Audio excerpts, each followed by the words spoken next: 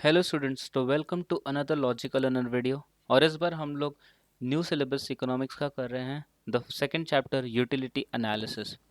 तो let us understand the difference between want और need. Need हमारी ज़रूरत होती है, और जबकि वांट है, वांट डिनोट करता है lack of satisfaction of something. तो जब हमारे पास कोई चीज़ की सेटिस्फैक्शन नहीं होती है तो हमें उस चीज़ को पाने की इच्छा होती है। तो हर इंसान की वांट्स अनलिमिटेड होती है, वांट रिकरिंग होती है, रिपीट होती है, और वांट हर इंसान की डिफर करती है। तो यूटिलिटी क्या है? तो utility is the capacity of the commodity to satisfy human want. तो कोई भी कमोडिटी हमारी वांट को सेटिस्फाई करती है, उसको उसकी यूटिलिटी बोलते हैं। तो अभी हम नेक्स्ट पार्ट में करते हैं फीचर्स ऑफ यूटिलिटी। यूटिलिटी के कैरेक्टरिस्टिक्स क्या है, तो एक एक करके हम यूटिलिटी के सारे कैरेक्टरिस्टिक्स कवर करेंगे। तो सबसे पहला कैरेक्टरिस्टिक है, यूटिलिटी एक रिलेटिव कंसेप्ट है, रिलेटिव टाइम और प्लेस को। तो हर चीज़ की यूटिलिटी उसके टाइम और प्लेस के हिसाब से होती है। जैसे कि बीच की यूटिलिटी कंस्ट्रक्शन साइट पे है, सैंड की यूटिलिटी, और गर्म कपड़ों की यूटिलिटी है टाइम के हिसाब से, जब सर्दी आती है। तो उसके बिना उसकी कोई यूटिलिटी नहीं है। दूसरा पॉइंट है, utility is a subjective concept. Subjective मतलब it differs from person to person. हर इंसान की चॉइसेस अलग होती है। जैसे कि कुछ इंसान को जीन्स पहनना पसंद है, और प्रोफेशनल के हिसाब से भी, लाइक डॉक्टर्स के लिए स्टेथोस्कोप की यूटिलिटी है, और आम इंसान के लिए उसकी कोई यूटिलिटी नहीं है। तीसरा पॉइंट है, utility is ethically neutral. Utility का कोई मॉरल नहीं होता है। जैसे कि for example a knife can be use for cutting vegetables also और cutting a person also. Similarly a gun can be use for protection also, और it can be use for criminal activities as well. तो utility का कोई moral नहीं होता। चौथा, utility it is it differs from usefulness. हर बार utility हमारे लिए यूजफुल नहीं होती है। जैसे कि फॉर एग्जांपल मिल्क एक ऐसा कमोडिटी है जो हमारे लिए यूजफुल भी है और इसकी यूटिलिटी भी है कंजम्पशन करना। और सेकेंड केस में we can give an example of alcohol. Like alcohol has it utility, but alcohol is not useful for us because it is addictive. पांचवा पॉइंट है, यूटिलिटी डिफर्स फ्रॉम प्लेजर। और कोई चीज़ों की utility होती है, लेकिन हर बार हमें उससे पाने से प्लेजर नहीं मिलता। Like for example taking an injection, it is painful for us. Six point is, utility differs from satisfaction. हर बार हमें उस चीज़ को कंज्यूम करके सेटिस्फैक्शन नहीं होता। Like for example when you consume water, so water की अपनी यूटिलिटी है, and the utility only lies in consumption of water, but there is no guarantee that that utility will result in satisfaction derived from that commodity. सातवां point है, utility cannot be measured. Like we cannot give cardinal values, we cannot give values, we can just say that it's positive, zero, और negative utility, disutility. Like अगर किसी को पानी नहीं पीना, आप उसे पानी दोगे, so that is disutility for him because it does not want it. The eighth point is, there are some things which has multipurpose utility, जैसे कि पानी की, और सबसे बेस्ट एग्जांपल है इलेक्ट्रिसिटी की। इलेक्ट्रिसिटी के पास भी मल्टीपर्पज़ यूटिलिटी है, लाइक मल्टीपल यूज़ है। It can be use for running a fan, geyser, light, और एनीथिंग एल्स। तो इसकी बहुत सारी यूटिलिटी है। सेम थिंग पानी की भी है। और नाइन्थ पॉइंट है, utility depends on intensity of want. जिस चीज़ की आपको इंटेंसिटी ज़्यादा है, आप उसकी यूटिलिटी पहले यूज़ करोगे। And the last point is, utility is the basis of demand. Utility के वजह से ही सारी मार्केट में डिमांड क्रिएट होती है, and then we go for buying those products. Moving on to the next point, that is types of utility. Utility के कितने types होते हैं? तो सबसे पहला है फॉर्म यूटिलिटी।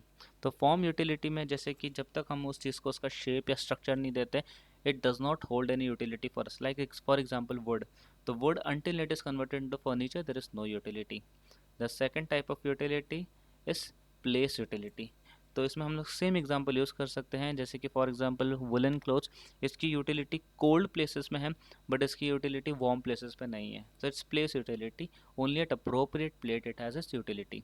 तीसरा पॉइंट है सर्विस यूटिलिटी।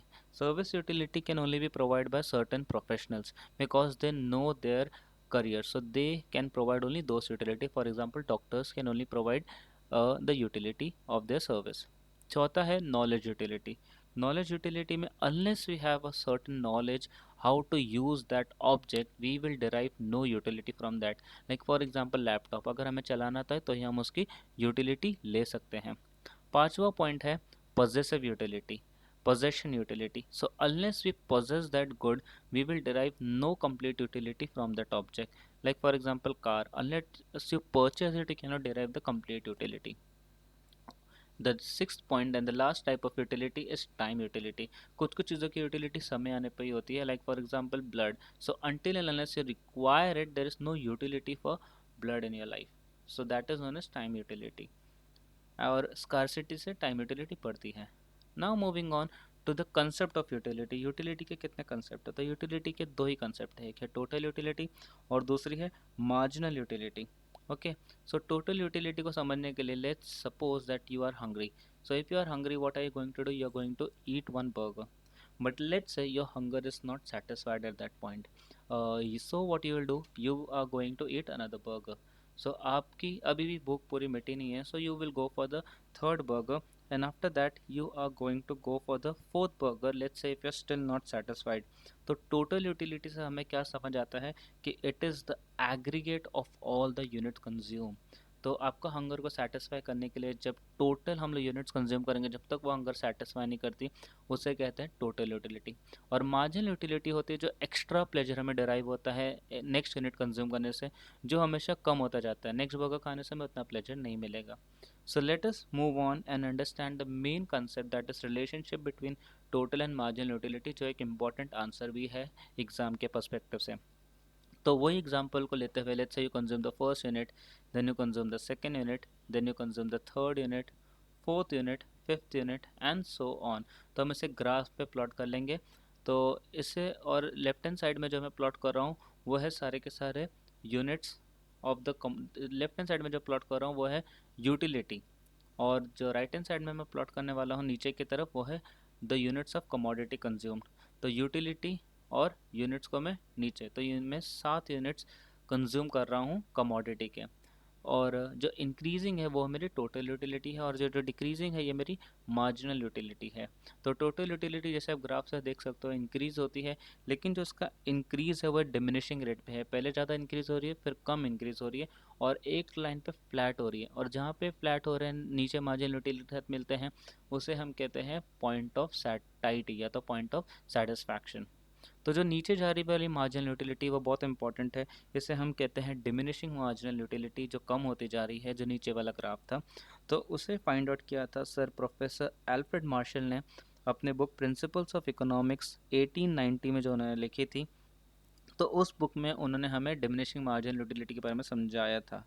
तो डिमिनिशिंग मार्जिनल यूटिलिटी का प्रिंसिपल क्या है, डेफिनेशन क्या है? When other things are remaining constant, the added benefit that a person derives from an increase in the stock diminishes with that increase. तो वही graph को हमने यहाँ पे बनाया है. तो पहले यूनिट से आपको जो सेम यूटिलिटी मिलती है 10 पॉइंट्स वाली, फिर नेक्स्ट जैसे जैसे आप आगे कंज्यूम करते हो यूनिट को, तो 8, 6, ये ग्रेजुअल डिक्रीज है, कांस्टेंट डिक्रीज है, और बाद में जाके नेगेटिव हो जाता है. लेकिन जैसे मैंने कहा था अदर थिंग्स रिमेनिंग कांस्टेंट, तो उसके कुछ अजम्पशन है. पहला, कि जो कंज्यूमर है वो रैशनल होना चाहिए, सही दिमाग का होना चाहिए.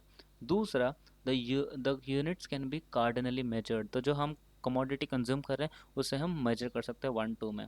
Third, the commodity should be homogeneous, same product होना चाहिए. और चौथा, it should be have reasonability, उसकी साइज़ जो रीजनेबल होना चाहिए, ज़्यादा बड़ा या ज़्यादा छोटा नहीं होना चाहिए. पांचवा पॉइंट है कॉन्सिस्टेंसी, एक के बाद एक प्रोडक्ट मिलना चाहिए, डिले नहीं होनी चाहिए. छठा पॉइंट डिविजिबिलिटी, उसे हम डिवाइड नहीं कर सकते.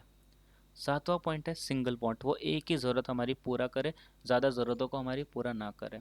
और आठवां पॉइंट है कंटिन्यूटी, वो कंटिन्यूस मिलना चाहिए. और इस लॉ के कुछ एक्सेप्शंस भी है, क्योंकि ये लॉ हर बार पूरा नहीं होता. कुछ कुछ लोग जिस लॉ को फॉलो नहीं करते, जैसे कि फॉर एग्जांपल जिन लोगों के पास हॉबीज़ होती है कलेक्ट करने की, तो आप उन्हें नेक्स्ट कमोडिटी दोगे तो उसे मना नहीं करने वाले, वो उसे लेने वाले हैं. या कंजूस लोग, miser people also, the more you give them the more they are going to take, they are never going to say no, और उसमें नेगेटिव कभी नहीं जाने वाला. And third point is for people who are addicted to certain things, so they are never going to say no to certain things. Similarly power के लिए आपको जितनी पावर मिलती जाए, आपको जितना लेवल आपका बढ़ता जाए, आप उसे कभी मना नहीं करोगे कि मुझे और पावर चाहिए. और same thing for money also, we can say that the more I give you, the never you are going to refuse that. तो इससे हमारा डिमिनिशिंग मार्जिनलिटी का लॉ खत्म होता है, और ये बहुत इंपॉर्टेंट है एग्जाम पर्सपेक्टिव से. तो स्टूडेंट्स, ये वीडियो आपको लॉजिकल अर्नर्स चैनल ने प्रोवाइड की थी. We are going to provide more such videos for you we are going to create more simpler concepts. So if you please, if you like the video, please click on the like button, and you can share it as much as possible, because we have to reach to all the students and make these concepts easier for them. You can share it on Facebook, Instagram, Twitter, or WhatsApp, wherever you like. You can share it among with your friends.